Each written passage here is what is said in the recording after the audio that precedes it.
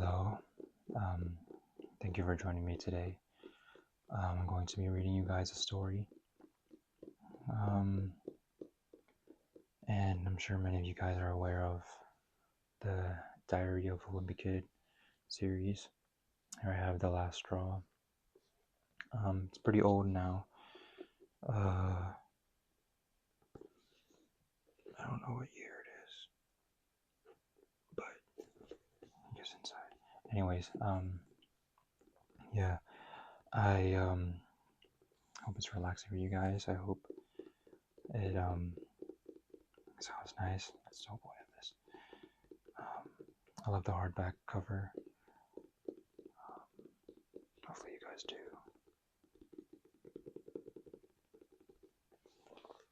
Anyways, this is The Last Straw. I think it's the third one in the series, but probably not going to read the whole thing because, but I'll read a couple of pages. So let's get started. And I will do my best to show you the pictures, but you're just here to relax, aren't you? So, 2009. This was done in 2009. To Tim, apparently. I don't know who Tim is, but okay. January. New Year's Day. You know how you're supposed to come up with a list of resolutions at the beginning of the year to try to make yourself a better person? Well, the problem is, it's not easy for me to think of ways to improve myself because I'm already pretty much one of the best people I know. Facts. I can relate to that. So this year, my resolution is to try to help other people improve. But the thing I'm finding out is that some people don't really appreciate it when you're trying to be helpful. And then here's Greg here saying, I think you should work on chewing your potato chips more quietly. That was Mom right there. I apologize in advance if I stutter a lot. Reading's hard, But one thing I noticed right off the bat is that the people in my family are doing a lousy job sticking to their New Year's resolutions. Mom said she was going to start going to the gym today, but she spent the whole afternoon watching TV. And Dad said he was going to go on a strict diet, but after dinner I caught him out in the garage, stuffing his face with brownies. And then here's a picture of that. Even my little brother Manny couldn't stick with his resolution. This morning, he told everyone that he's a big boy and he's going to give up his pacifier for good. Then he threw out his favorite binky in the trash. And then his parents are clapping. Right here. Well, that New Year's resolution didn't even last a full minute. And then he's getting it back out from the garbage. The only person in my family who didn't come up with a resolution is my older brother Roderick, and that's a pity because this list should be about a mile and a half long. Anyone who has older siblings can relate to that statement.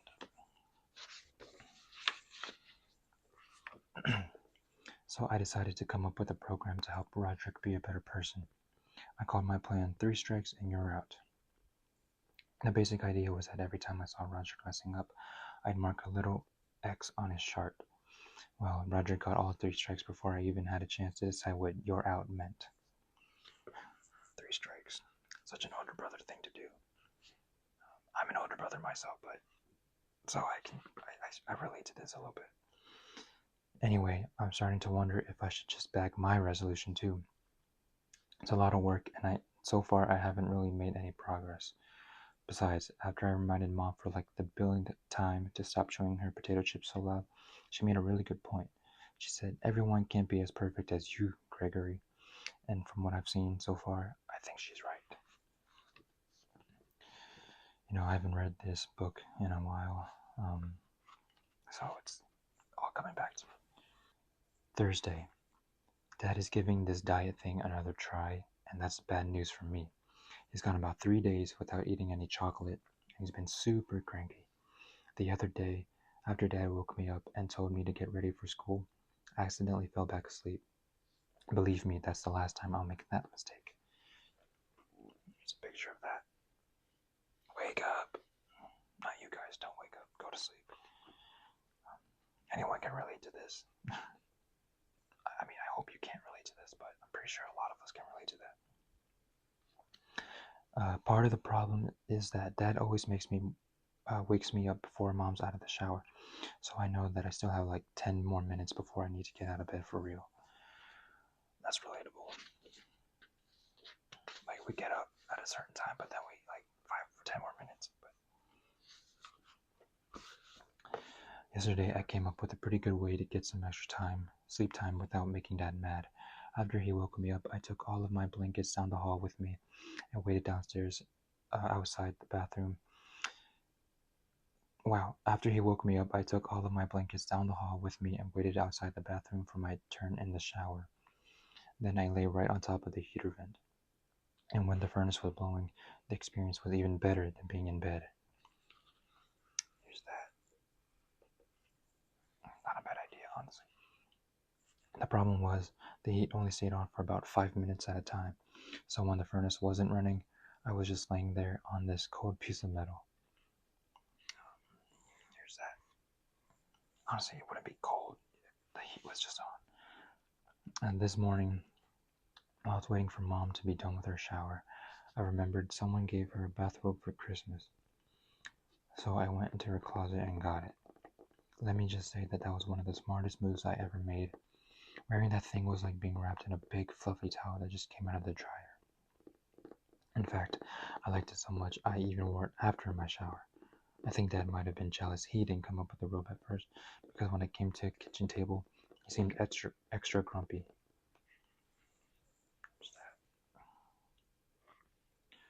Do any of you guys wear bathrobes?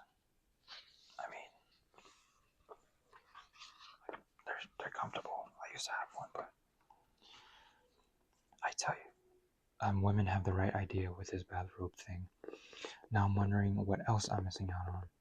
I just wish I had asked for my own bathrobe for Christmas, because I'm sure Mom is going to make me give hers back. I struck out on gifts again this year. I knew I was in for a rough day when I came downstairs on Christmas morning, and the only presents in my stocking were a stick of deodorant and a travel dictionary. And look, Manny's there with all his toys. I guess once you're in middle school, grown-ups decide you're too old for fun or toys. Too old for toys or anything that's actually fun. Honestly, if someone gave me a stick of deodorant, I wouldn't be that mad. A travel dictionary, though, I don't know. But then they still expect you to be all excited when you open the lame gifts they give you. Math is rad. It'll help you get a jump start on algebra. If someone gave me this, I'm sorry, it's never being used. Most of my gifts this year were books or clothes. Clothes aren't bad, honestly. The closest thing I even got to a toy was a present from Uncle Charlie. When I unwrapped Uncle Charlie's gift, I didn't even know what it was supposed to be. It was this big plastic ring with a net attached to it. What's this?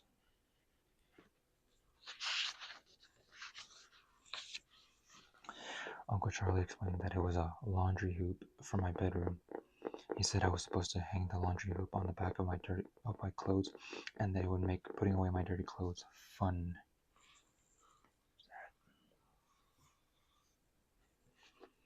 At first I thought it was a joke, but then I realized Uncle Charlie was serious.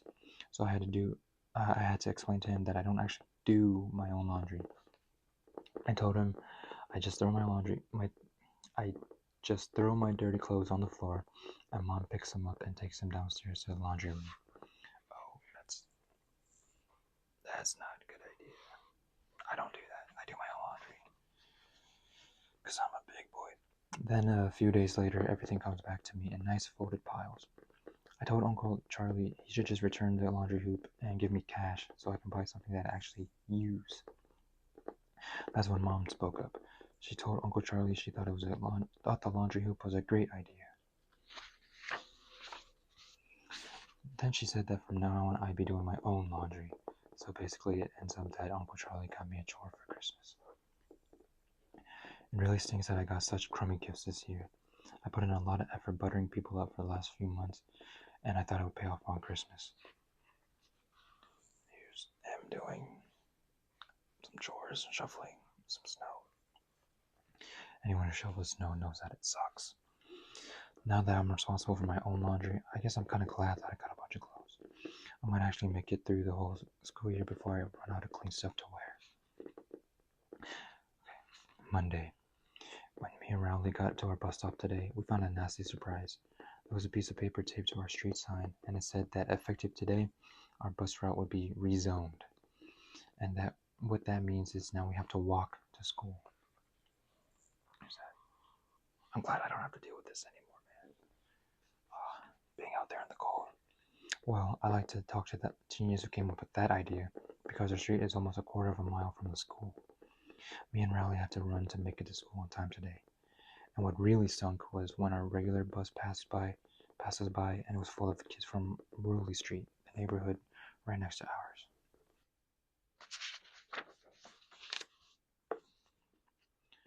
The Whirly Street kids made monkey noises when they passed us, which was really annoying because that's exactly what we used to do when we passed them. Oh man, karma's a B word. I'll tell you one reason it's a bad idea to make kids walk to school. These days, teachers give you so much more homework that with all the books and papers you have to carry home, your backpack ends up weighing like 100 pounds. And if you want to see what kind of effect it has on kids over time, all you have to do is look at Roderick and some of his friends. Here's a picture of his friends. Hunchback. I'm hunching back. No, right. I should probably fix that. Speaking of teenagers, Dad scored a pretty big victory today. The baddest teenager in our neighborhood is this kid named Lenwood Heath, and he's kind of like he's kind of like Dad's arch enemy. Dad has probably called the cops on Lenwood Heath about 50 times. Here's that. Dang, have you nasty teen rangers? That's not what he said. He said rotten. I guess Lenwood's parents got sick of his act because they sent him off to military academy. Oof. You think that would have made Dad pretty happy, but I don't think he'll be satisfied until every teenager on the planet gets sent off to juvenile hall or Alcatraz or something. And that includes Roderick. Yesterday, Mom and Dad gave Roderick some money to buy some books so that he could study for the SATs, but Roderick spent the money on the tattoo instead. Here's that. Fun fact, I don't have any tattoos. I don't plan on getting one anytime soon. I've still got some time before I turn into a teenager, but the minute I do, I guarantee you Dad will be looking for the first chance to ship me out. Isn't he like been in middle school for like 20 years or something like that? Anyways, Monday. For the past week or so, Manny has been getting out of bed every night and coming downstairs.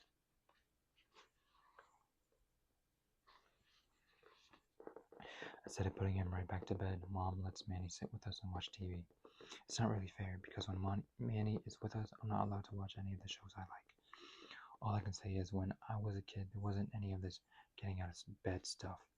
I did it once or twice, but Dad put a stop to it real quick. There was this book Dad used to read me every night called The Giving Tree. I'm pretty sure we all know that. It was a really good book, but the back of it had a picture of the author, this guy named Shel Silverstein.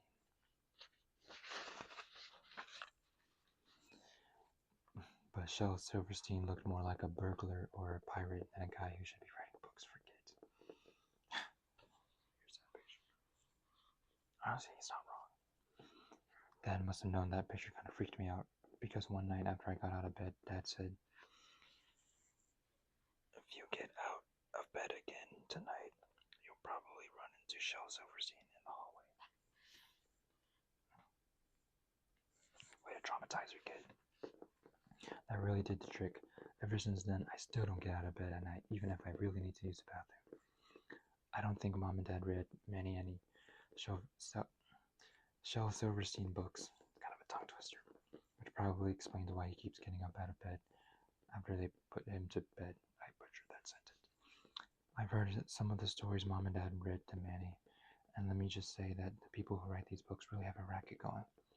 First of all, there are hardly any words in them, so I'm pretty sure it only takes about 5 seconds to write one. I'm not reading this, but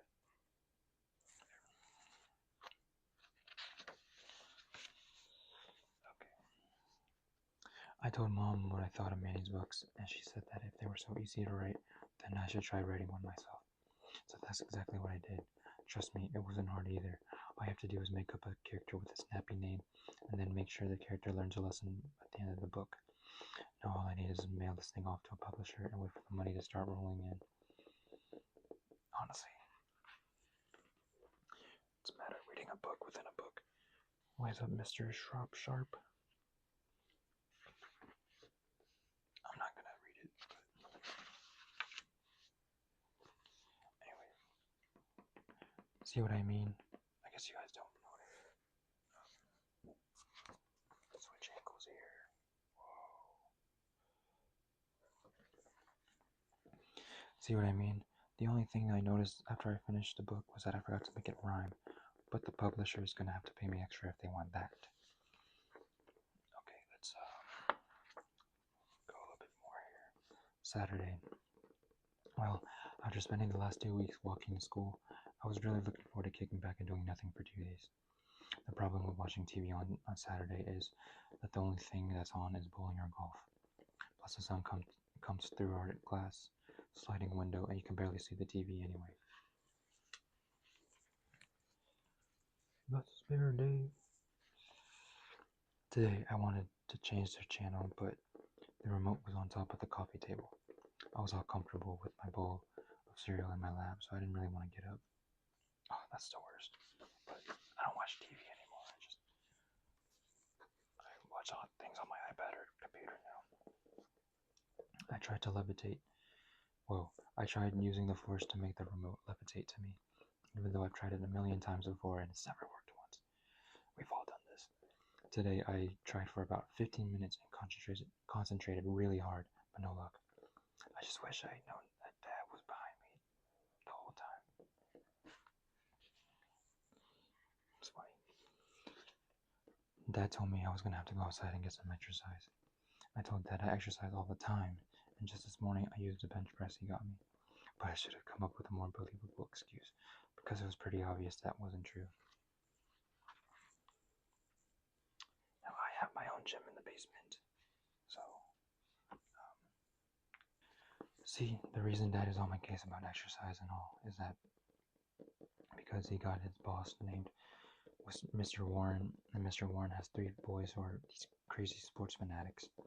Dad sees the Warren kids outside of their front lawn every day on his way home from work when his carpool goes by their house. My brother is kind of the same way. Not that I'm like unathletic, but so I think Dad is pretty disappointed every time he gets home and sees what his kids are up to. Sons. Anyway, like I said, Dad kicked me out of the house today. I couldn't really think of anything I wanted to do, but then I got a good idea. Yesterday at lunch, Albert Sandy was telling everyone about this guy in China or Thailand or someplace who could jump 6 feet straight up in the air, no joke. The way the guy did it was by digging a hole that was 3 inches deep and then jumping in and out of it 100 times. By the next day, the guy doubled the size of the hole, and he jumped in and out of that. By the 5th day, he was practically like a kangaroo. They discovered biometrics, man, so advanced. Some of the guys at my table told Albert he was full of baloney, but what he was saying made a lot of sense to me. Plus, I figured if I did what Albert said and then added a few days to the program, all my problems with bullies would be over. Bro thinks he's Spider-Man. I wish I was Spider-Man. Okay. I got a shovel out of the garage and found a good place in front of the yard that looked like a good spot to dig. But before I could even get started, Mom came outside and asked me what I was up to. told Mom I was just digging a hole, but of course she didn't like that idea. So she came up with about 20 reasons why I wasn't allowed to do it. Mom told me it was dangerous to dig in the yard because of underground electrical lines and sewage pipes and stuff. Then she made me promise up and down that I wouldn't dig any holes in our yard. So I promised. Mom went inside, but then she kept watching me out the window. I knew I was going to have to take my shovel and go dig somewhere else, so I headed up to Riley's house. I haven't been going up to Riley's much lately, mostly because of Fregley. Fregley has been spending a lot of time in his front yard, and sure enough, that's where he was today. Does this gap smell funny to you? That was a bad voice. My new strategy with Fregley is to just avoid eye contact and keep walking, and it seemed to do the trick today.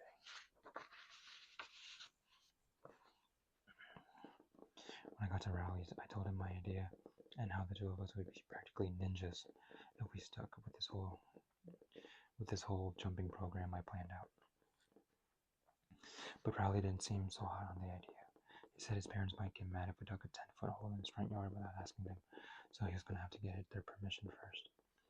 Now I know, if there's one thing I know about Riley's parents, it's that they never like my ideas. I mean, who could blame them? I told Riley we could just cover up the hole with a tarp or a blanket or something and put some leaves on top of it, as folks would never even find out. That seemed to convince him. Okay, so I admit that Riley's parents might eventually find out, but that wouldn't be for at least 3 or 4 months. There's the dad mowing the lawn.